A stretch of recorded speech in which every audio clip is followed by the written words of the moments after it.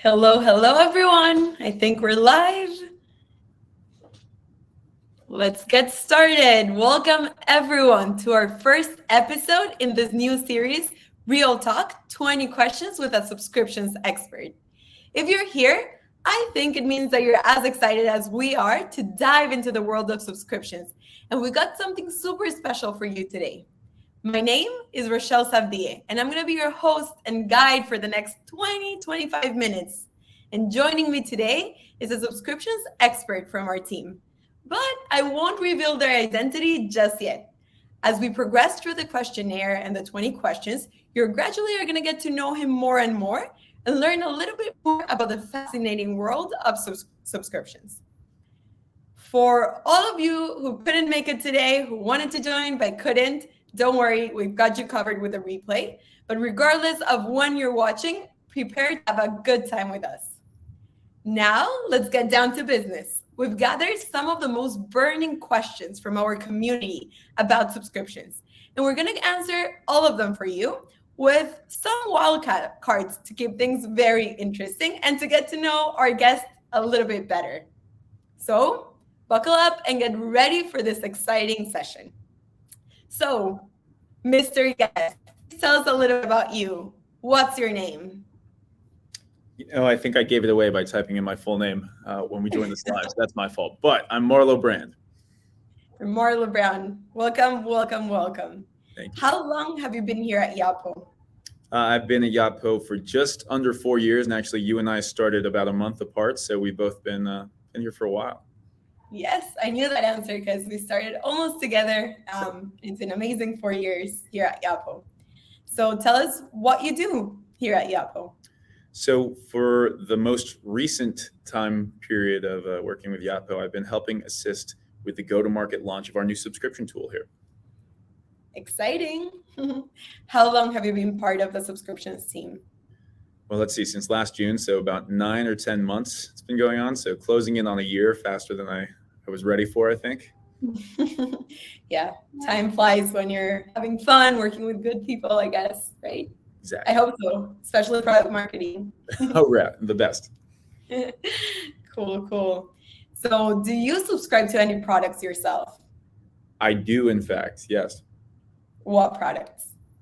So there's a few. The first one, which is near and dear to my heart because I'm a terrible cook, I get meals delivered each week, and that saves me and keeps me alive and thriving to work on the subscription product. I also subscribe, I hate to admit, less than I used to protein powder for my gym sessions, which are becoming fewer and far between, but that goes to the malleability of the subscription program. I could reduce it as needed. And then I have a weird one, which I subscribe to socks every quarter because I have a dog who eats my socks, as well as toothbrushes every couple months because I like a nice fresh toothbrush every month or two. Wow, very interesting. From food, protein, supplements, and then going into socks and toothbrushes, which very good that you subscribe. I'm happy to hear that. What is the best part about having a subscription? I actually think it's kind of the way the whole industry is going, but it's the concierge nature of it. We, especially post-pandemic, where we're out again as a society, we're doing things. Sometimes even if we're on top of it, we forget that we need something or that we wanted something at some point or to be prepared for something. And then all of a sudden you have a package arrive and it's kind of like a present. It's like a holiday. It's like Christmas. So in this case, I'm getting it before I even knew I needed it by knowing I needed it ahead of time. And of course, it's always great when there's some sort of incentive, whether it's a loyalty reward or a discount or something along those lines. So I think that's probably the best part.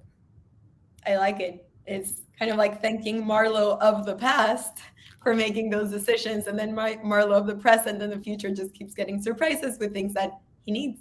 He was pretty smart back then. Yeah. Amazing. I hope you still subscribe to new things as you go, because if the experience is good, why not, right? Yeah, I think it's the way it's going. I'm probably going to keep subscribing to more and more things. So yes. Amazing.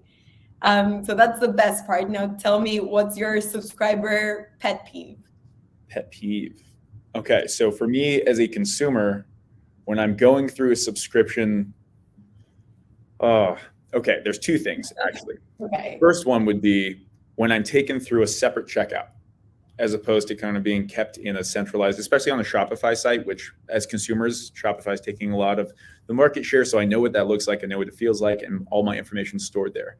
I trust that in today's day and age of phishing scandals and just being a little bit more careful with where I put my credit card information. If I'm taken outside the bounds of the Shopify checkout, it sketches me out a little bit, and I'll be a little more hesitant, and thus, might not convert as quickly, if at all. So that's one. The other would be if I'm not able to adjust and, more importantly, cancel my subscription because at a certain point, maybe I don't need it anymore, or maybe lifestyles changed or something along those lines. That actually becomes quite frustrating. I know I've had a brand in the past that I am still going through emails with their support team to try and get refunds because I actively tried to cancel, and I got funneled away to several different layers, and it was not as simple as it should have been. And now that's left a bad taste in my mouth towards that brand entirely, not just their subscription. Wow, that must, that's horrible. I feel like we've all been through that of trying to cancel a subscription. Is our money, our time, the products that we don't want to continue to get. And if you don't have the flexibility to do so in an easy and straightforward way, you're going to create resentment towards the brand, when in many cases it's not the brand, it's actually the technology behind it, right? Exactly. Definitely. I think brands need to keep in mind that providing the best shopper experience is key to retaining the subscribers. And for that, you need the right technology behind.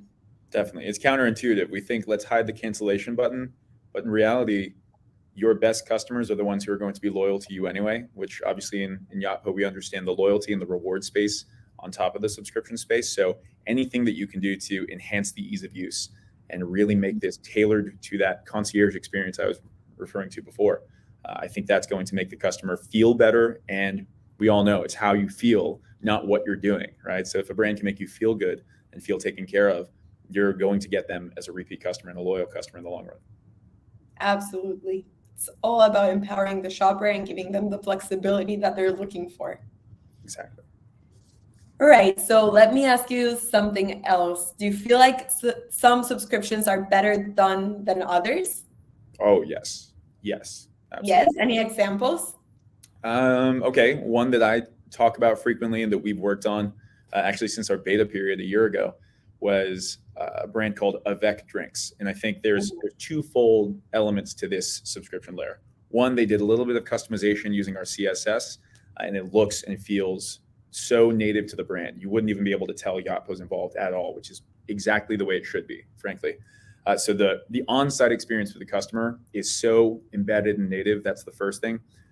The other element that I think is really powerful, though, is actually inducing particular actions from these customers, meaning that we're not just having subscription on site, which I think that's the mistake that some vendors or merchants might make, which is we need subscription. Let's just get subscriptions and then it will work itself out. That's not the case. You have to have a strategy behind it. And I think Avec did a really good job tying this into a loyalty element where they were actually rewarding points for micro actions being taken by customers.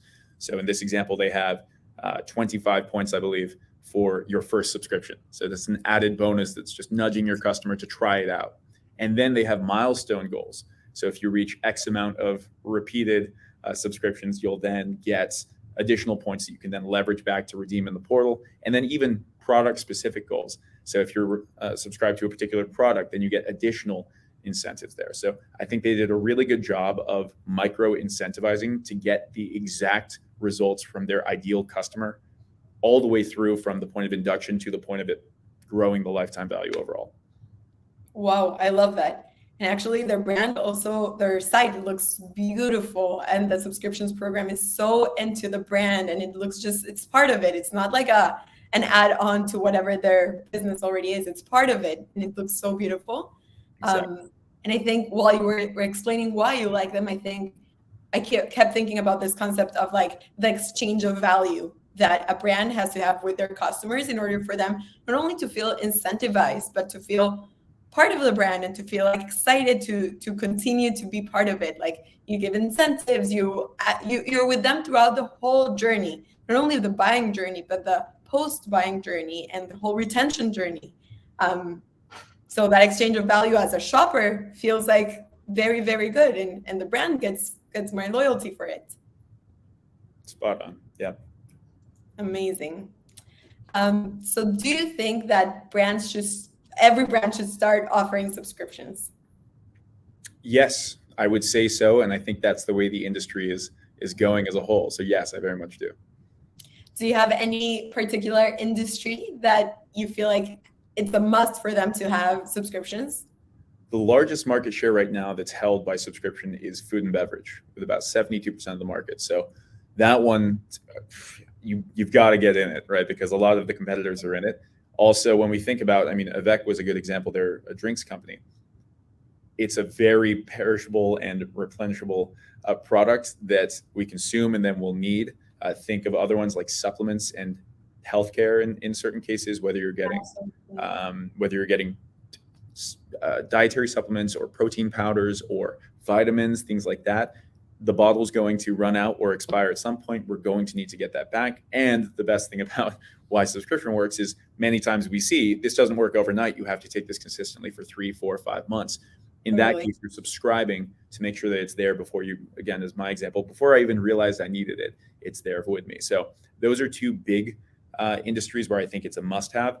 Industries where I think it's not notoriously been a priority, but it's growing and we're noticing a lot of unique use cases being used is actually the fashion and apparel industry. You wouldn't think of fashion as a necessarily subscribable product group. We think I have my pair of jeans and that's my jeans for the next 6 months and I'll buy a new pair after 6 months if these jeans don't last, right? But we have brands like Till You Collapse, who does a leggings club. So essentially you're receiving a different fashionable item based on variants and parameters that you set, which in their case is a fun leopard print or a zebra print style, or just a solid style, depending on whether you live in Brooklyn or not, basically. So it's the fun version. But you're essentially subscribing to this mystery box of, I like this brand and I want to see what I'm going to get from this brand. And it gets you to explore things that you wouldn't typically pick out. That, I think, is going to be a big door opening for the fashion, the apparel industry, because many times the quality is getting better with all the manufacturing that's going on locally and with higher quality materials. So now we need to branch out into, okay, how do we get people to see these things that maybe they wouldn't have bought, or become really loyal to this one brand and subscribe to what's next without even picking it? And there's ways that we can do that that I think will be surprisingly beneficial over the next 2 or 3 years. I love that. And I think that even speaks more to the loyalty that subscribers have to brands, because they're like, I don't care what you pick for me. You know me. Just surprise me with something that's good. And I trust your brand to have good quality, or I like your general, like, give me what you think it's good for me. And that's, I think, another level of commitment from shoppers to brands, which is really exciting to see. Completely with you. Amazing. Okay, tell me a little bit about, like, a little more personal question. What is your favorite movie? All right. Well, obviously, I can go. You don't remember any movie you saw in your life. Yeah, no, Citizen Kane or all these, but in reality, near and dear to my heart that I at least watch once or twice a year is School of Rock. It's I think got snubbed in the Oscars back in the day, and I love it so much. Nice, I like it. Good. What is your favorite e-commerce brand? There's obviously a bunch out there, and we're lucky, you and I, to get to work with many up and coming brands and some very established brands. But one that stood out to me and actually it won me over because of the loyalty program that it was using through Yotpo is a brand called Saludos, which is espadrilles. This is before they were in the H&Ms and the other stores, kind of just as generic slip-on shoes. I've bought probably 2 pairs a year over the last 4 years, and I've used loyalty points for all of them.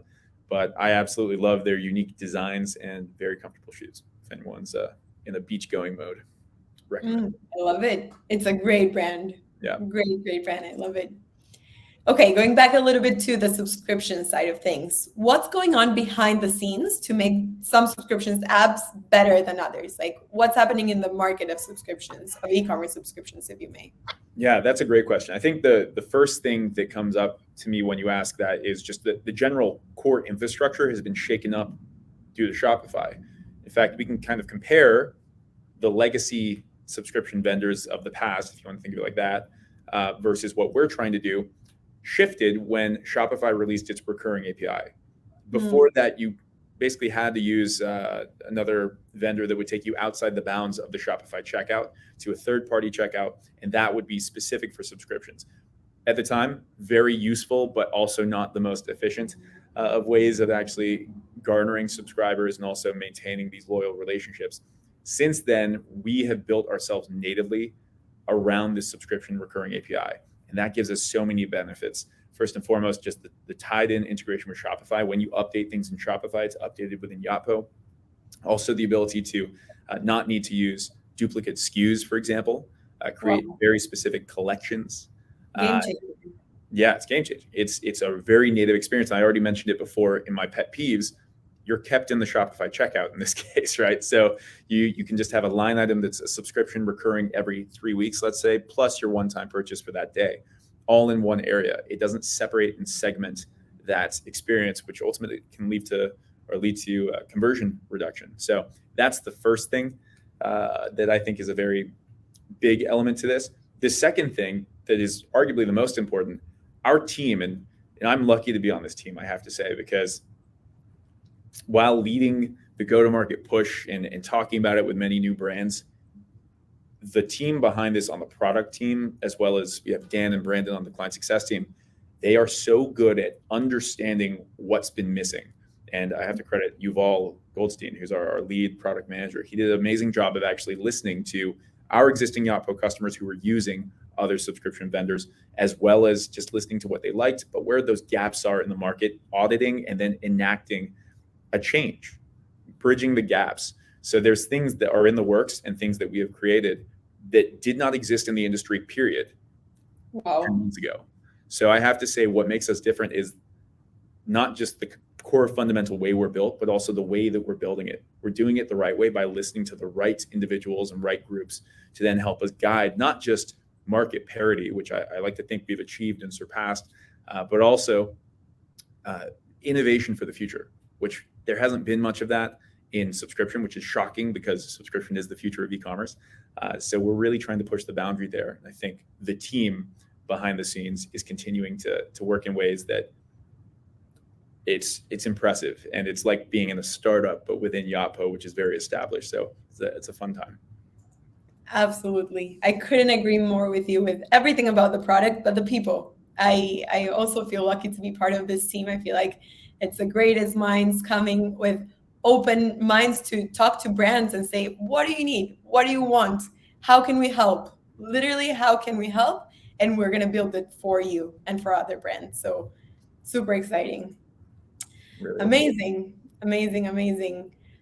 What tools does Yotpo Subscriptions integrate with? Sure. So probably the biggest ones to really highlight, I would say, are actually other Yotpo tools. And this is where we have the pleasure of, for the last decade or so, being the industry leader in reviews. For a little bit of less time after our previous acquisition of Swell, which became Yotpo Loyalty and Referrals, we are considered the industry leader in loyalty and rewards. And then we now have the number one sending SMS company, which is SMS Bump. Those are all very important facets to many hundreds of thousands of brands in the space, right?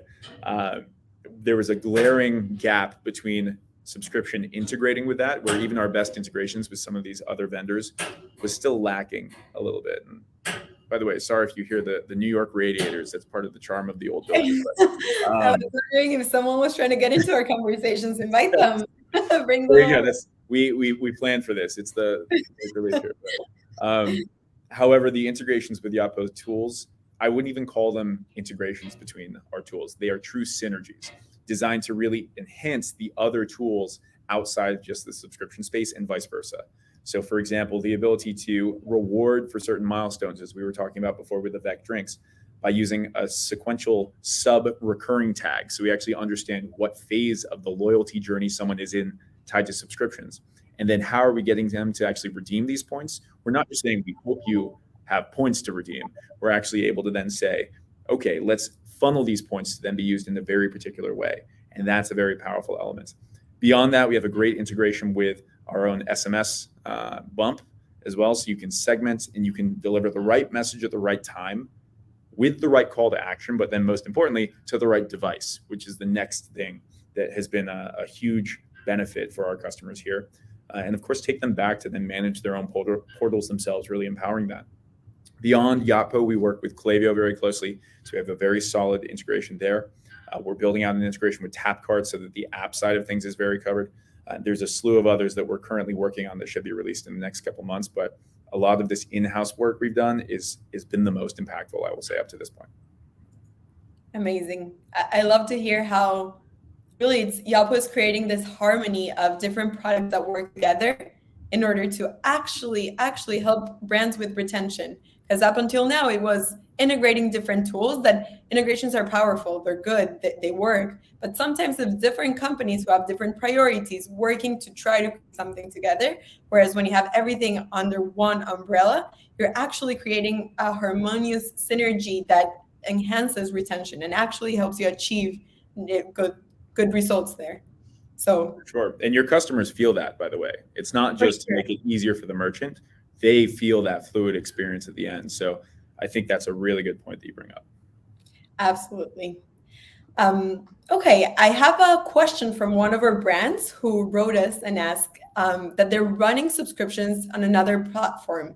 They're wondering why to go through the headache of migration. And maybe you can get into why I said headache.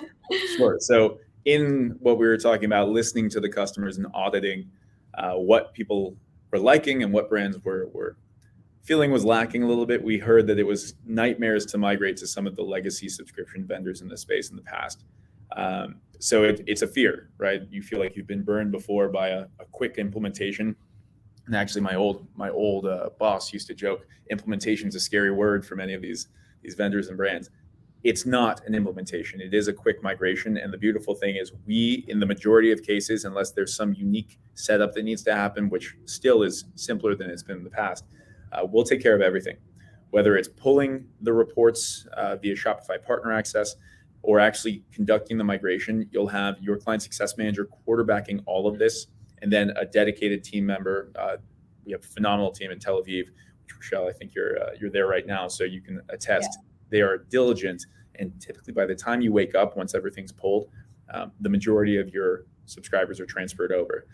This is contingent on the correct payment processor. Of course, we're at the behest of Shopify and what they're allowing. So Shopify Payments, Authorize.net, Stripe, PayPal, Braintree, those are the currently supported Shopify supported payment gateways. As long as you're within that, this is a very straightforward process.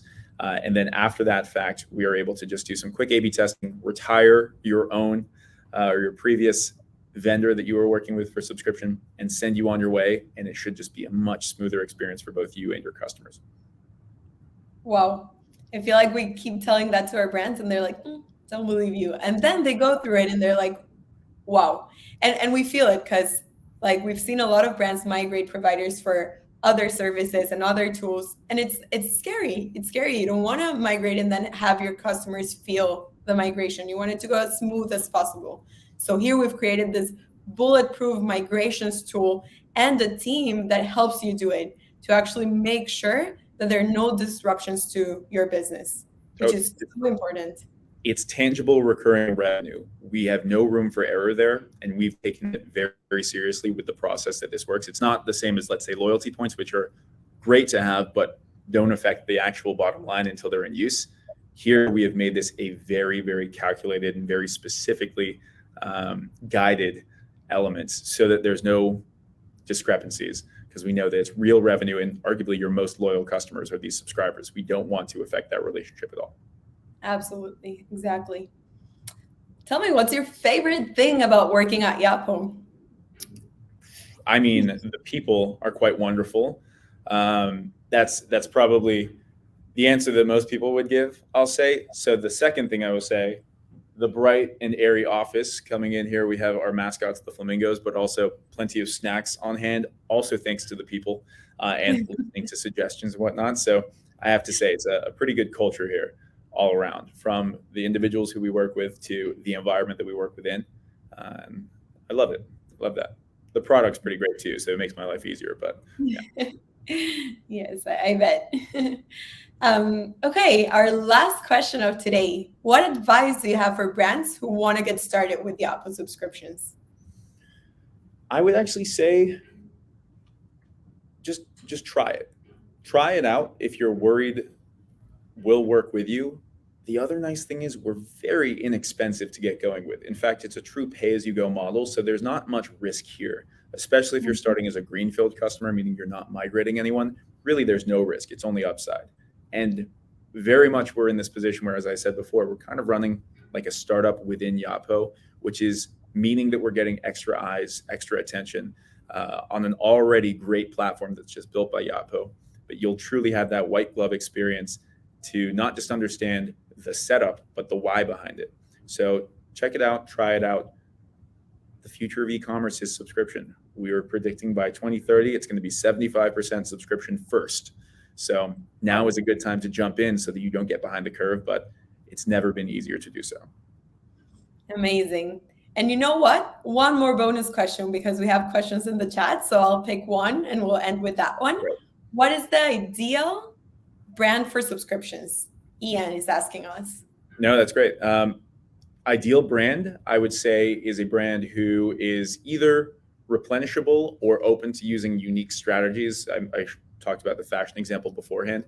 That is on Shopify. That would probably be the core elements, and who is open to potentially trying to leverage different funnels beyond just hitting on the margins. What I mean by that is when working within Yotpo and Yotpo subscriptions, you're able to actually reward based on, let's say, points, or we're releasing gifting capabilities in the near future too. So you're not just having to consistently say, oh, here's 10% off, here's 15% off.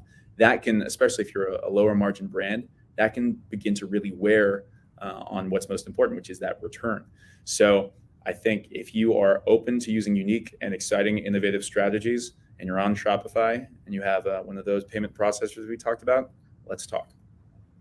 Amazing. Amazing. Ian, thank you for the question. And Marlo, thank you for all the answers. And thank you so much for being here with me and letting me pick your brain about all things subscriptions and allowing us to get to know you a little bit better. For the people who join and the brands who send questions, if we didn't get to your questions today, we're going to have more of this 20 question sessions. So we'll probably get to your question in the next episode. So thank you everyone for joining. We'll see you soon. Bye, Marlo. Bye, everyone. Thank you.